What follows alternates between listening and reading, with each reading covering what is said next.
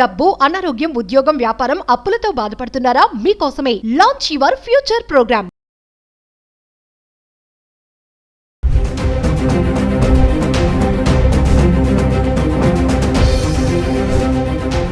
నమస్తే, welcome back to Suman TV. Present మనతో పాటు ఉన్నారు సర్టిఫైడ్ రీసెర్చ్ అనలిస్ట్ పవన్ గారు. నమస్తే పవన్ గారు. పవన్ గారు, ఇప్పుడు నాకు ఎక్స్పెన్సెస్ అన్ని పోను, నేను ఒక 10,000 సేవ్ చేయగలుగుతున్నాను. దాన్ని ఇప్పుడు నేను gold, silver, mutual funds differ చేసుకుంటే ఎందులో నేను ఇన్వెస్ట్మెంట్ చేస్తే బాగుంటుంది? ఆ 10,000ని ఎలా చేయాలి అంటారు? ఇప్పుడు రీసెంట్ గా గోల్డ్, సిల్వర్ మీద పడుతున్నారు కానీ, అంటే ఇండియా వాళ్ళు ఏది హాట్ టాపిక్ అయితే దాన్ని కూడా వెళ్తుంటారు అనమాట. సో ఇంతకు ముందు అందరూ కూడా మ్యూచువల్ ఫండ్స్ అనేవారు. ఓకేనా, మ్యూచువల్ ఫండ్స్ పెట్టుకుందాం, స్మాల్ క్యాప్, మిడ్ క్యాప్ ఇలా అనుకునేవారు. ఇప్పుడు గోల్డ్, సిల్వర్ పెరుగుతుంది కాబట్టి అందరూ గోల్డ్, సిల్వర్ మీద పడ్డారు.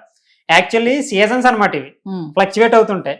సో ఒకవేళ ఒక మిడిల్ క్లాస్ పర్సన్ ఏం పట్టించుకోకుండా, పవన్ బ్రో ఏం పట్టించుకోకుండా మంచిగా ఒక 10,000 సేవింగ్ చేయగలను, నాకు 20,000 వస్తుంది, నాకు 10,000 సరిపోతుంది, ఒక 10,000 దాచుకోగలను, లేకపోతే ఒక 5,000 దాచుకోగలను. నేను ఎగ్జాంపుల్గా చెప్తున్నాను, దాన్ని బట్టి మీరు చేసుకోవచ్చు. సో 10,000 నేను సేవింగ్ చేయగలను. ఆ 10,000 నేను ఇప్పుడు ఇంట్లో ఉంచేసాను అనుకోండి, సో ఏదైతే ఇన్ఫ్లేషన్ ఉంటుందో ఆ ఇన్ఫ్లేషన్ వల్ల దాని వాల్యూ అన్నది పడిపోతుంది 100% కూడా. ఇప్పుడు మీకు తెలిసిందే కదా మేడం, ఒక 1,00,000 రూపాయలు ఉందనుకోండి, ఈ 1,00,000 రూపాయల యొక్క వాల్యూ ఒక 10 years తర్వాత మీరు ఇంట్లో ఉంచేసారనుకోండి బీరువాలో, దాని వాల్యూ తగ్గిపోద్ది. మీరు 10 years తర్వాత ఇదే 1,00,000 రూపాయలు తీసుకొచ్చి మీరు బయటకు వచ్చి పెడదామంటే ఇప్పుడు వస్తున్న వాల్యూ అప్పుడు ఉంటుందా? ఉండదు. దాన్నే డిప్రిషియేషన్ అంటారు.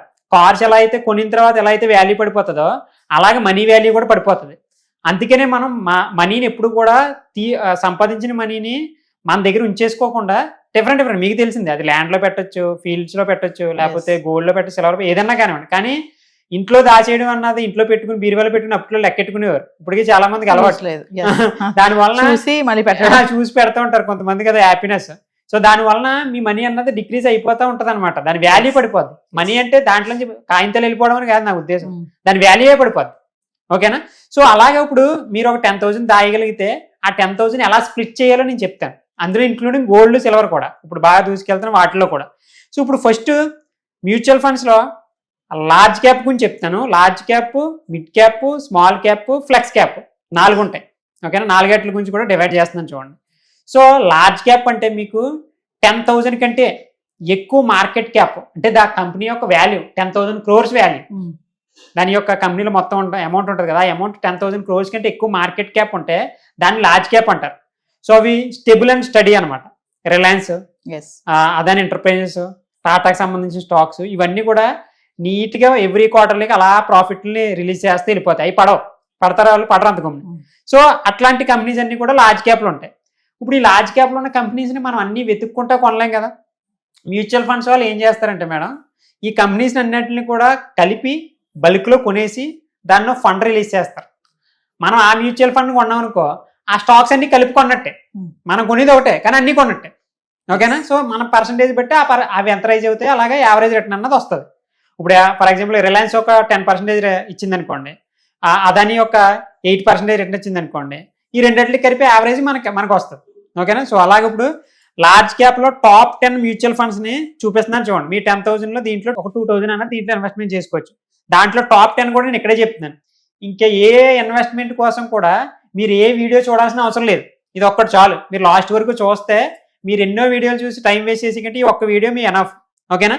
సో టాప్ లార్జ్ క్యాప్ చూసుకుంటే top 10లో ICICI Prudential blue chip, Nippon India large cap, HDFC large cap, axis blue chip fund, Aditya Birla Sun Pharma, Tata large cap, Canara blue chip, Kotak blue chip, DSP large cap, Invesco, ఇలా top 10 ఉన్నాయి. దీంట్లో 2,000 ఏదో select చేసుకోవచ్చు. అన్ని మంచిగా returns ఇస్తున్నాయా, మీరు top 10లో మీరు చూస్ చేసుకోవచ్చు.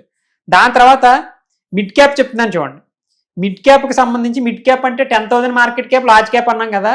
మిడ్ క్యాప్ అంటే 10,000 కంటే కింద ఉన్నాయి, కింద 5,000కి 10,000 మధ్యన 6,000 7,000 మధ్యన మార్కెట్ క్యాప్ ఉన్న వాటికి మిడ్ క్యాప్. ఈ మిడ్ క్యాప్ స్టాక్స్ అన్ని కూడా వీటిల్లో ఉంటాయి. ఓకేనా? అంటే ఫ్యూచర్లో బాగా గ్రోత్ అయ్యి మల్టీ బ్యాగర్స్ అంటారు. ఈ కమింగ్ 5 yearsలో పెరిగే స్టాక్స్ అనమాట మిడ్ క్యాప్ ఎప్పుడు కూడా. Medium risk, medium reward. ఓకేనా? లార్జ్ క్యాప్ అయితే లో రిస్క్, లో రివార్డ్. ఓకేనా? దీంట్లో టాప్ 10 కూడా చూపిస్తుందని చూడండి. HDFC mid cap opportunity, Kotak emergency equity, Nippon India growth, Axis mid cap, Motilal Oswal mid cap, SBI Magnum mid cap. మీరు ఎప్పుడన్నా ఎస్బీఐ బ్యాంక్ వెళ్ళారనుకోండి, ఎస్బీఐ మ్యాగ్నమ్ ఇన్వెస్ట్మెంట్ చేసుకోండి అని వాళ్ళు చెప్తూ ఉంటారు, అవి ఇవే. ఓకేనా? తర్వాత Mirae asset mid cap, ICICI, Sudarshan mid cap, PGM India mid cap, ఇవన్నీ కూడా మిడ్ క్యాప్లో ఉన్నాయి. టాప్ 10 కూడా మీకు స్క్రీన్ మీద కనపడుతున్నాయి. దాన్ని యూజ్ చేసుకోండి, వీడియో సేవ్ చేసుకోండి, మీ వాట్సాప్లో గట్రా ఎక్కడ షేర్ చేసుకుంటే మీకు ఎప్పటికీ కూడా ఉంటుంది. తర్వాత స్మాల్ క్యాప్కి సంబంధించిన టాప్ 10 కూడా చెప్తున్నాను. ఇదేంటి 5,000 కంటే మార్కెట్ క్యాప్ కంటే కింద ఉన్న మ్యూచువల్ ఫండ్స్. ఓకేనా, అంటే హై రిస్క్ హై రివార్డ్ కూడా. వస్తే ఎక్కువ రేట్ వస్తుంది, పోతే ఎక్కువ పోతుంది.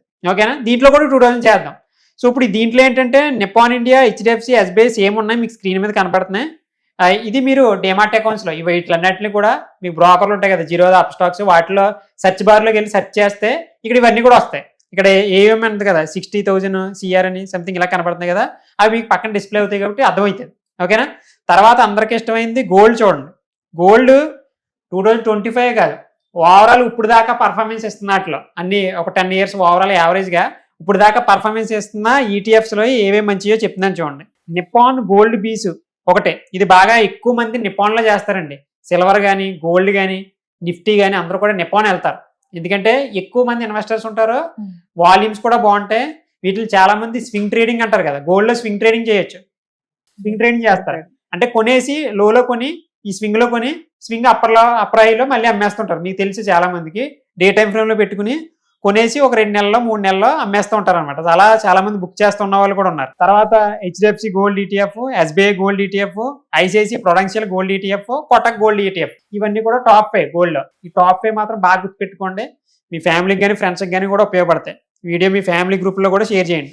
తర్వాత సిల్వర్కి సంబంధించిన ఈటీఎఫ్స్ ఇక్కడ చూసుకుంటే Nippon India silver ETF, ICICI Prudential ETF, Kotak silver ETF, SBI silver ETF, Aditya Birla SL ETF ఉన్నదే ఉన్నాయి.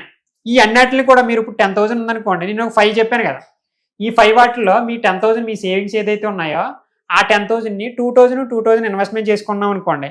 ఒకవేళ మార్కెట్ పెరుగుతుంది అనుకోండి, మీకు మ్యూచువల్ ఫండ్స్ పెరుగుతాయి.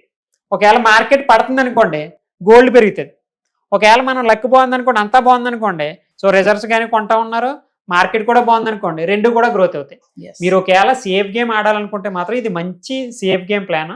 అంటే మీరు ఎక్కడా కూడా రిస్క్లోకి వెళ్లకుండా, ఎవరో కాల్స్ ఇస్తున్నారు టెలిగ్రామ్స్లో, లేకపోతే ఎవరో అది చెప్తున్నారు అది కొనమని, ఆ స్టాక్ కొనమని, ఈ స్టాక్ మని కొనేసి అలా టైంలో మంచిదేమో మనకు తెలియదు, కానీ స్టాక్స్ అన్నది ఈ రోజు మంచిది అన్నది రేపు చెడ్డదైపోతుంది. ఎందుకంటే మేడం మనకి అప్డేట్లు ఎక్కువ వచ్చేస్తుంది ఇండియాలో. ఇప్పుడు ఫార్మా మంచిది అంటున్నారు, ఫార్మా మీద ఎవరో టారిఫ్ వేస్తుంటే ఏదే కంట్రీ వేస్తుంటే ఫార్మా పడిపోతుంది. మరి ఈ రోజు నేను ఫార్మాలో ఈ కొనండి అని చెప్పాను అనుకోండి, నేను ఇక్కడ నుంచి వెళ్ళిపోయిన తర్వాత ఫార్మాలో టారిఫ్ వేస్తే నాకేం తెలిసేది, నేను మళ్ళీ మీకు చెప్పలేను. అప్పుడు ఏమవుతుందంటే మిస్ఫైర్ అవుతుంది. పవన్ బ్రో చెప్పేటప్పుడు కొన్నాం పడిపోయింది అంటారు. స్టాక్స్లో ఇబ్బంది ఉంది ఇక్కడ. అందుకని నేను ఈ గోల్డ్ సిల్వర్ ఎప్పుడు పెరిగితే, మ్యూచువల్ ఫండ్స్ ఎప్పుడు పెరిగితే కూడా ముందే చెప్పేస్తున్నాను. ఇవి అయితే సేఫ్ అనమాట. అంటే చాలా మంది ప్రెజర్ పెట్టేసుకుంటూ ఉంటారు అనమాట. మార్కెట్లోకి వచ్చి కొన్ని కోట్లు పోయిన వాళ్ళు ఉన్నారు, కొన్ని లక్షల కోట్లు సంపాదించిన వాళ్ళు ఉన్నారు. వాళ్ళకి తేడా నాలెడ్జ్ మనకు లేదు అన్నప్పుడు మనం యాక్సెప్ట్ చేసుకోవాలి. నాకు కెపాసిటీ లేదు, నేను 10 kilometers పరిగెట్టలేను అన్నప్పుడు 5 దగ్గర ఆగాలి.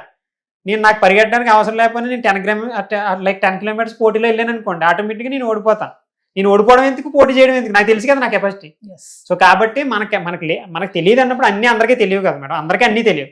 సో కాబట్టి ఇట్లా చేసుకుంటే మీరు సేఫ్ ఉంటారు అనమాట. సో నా పాయింట్ అది. ఓకే.